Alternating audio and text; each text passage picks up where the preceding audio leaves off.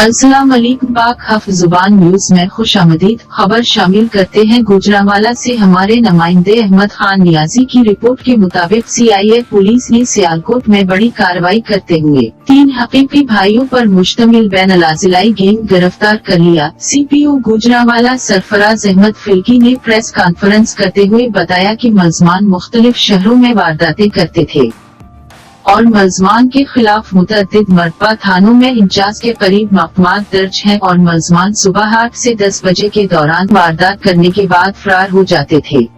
मुलज़मान ने दौरान वारदात मुतअद्दिद अफराद को फायरिंग करके जख्मी भी किया है। सीपीओ ने बताया कि गैंग में शामिल 4 अफराद में से 3 हकीकी भाई और एक उनका बीनुई है, जिनमें से 3 भाइयों कामरान इर्फ टीपू, इमरान और रजवान को गिरफ्तार कर लिया गया है, जबकि उनके बीनुई इमरान की गिरफ्तारी के लिए छापे मारे जा रहे हैं। मुलज़मान के कब्जे से 12 लाख से जायद नकदी और जदीद असलहा बरामद कर लिया गया है।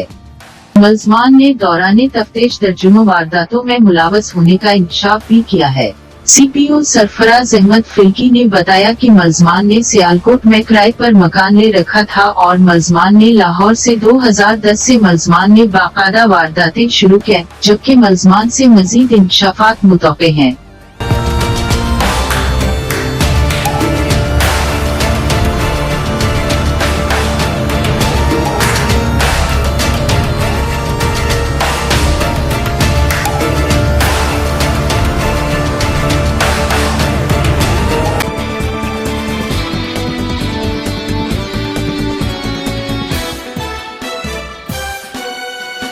Yeah.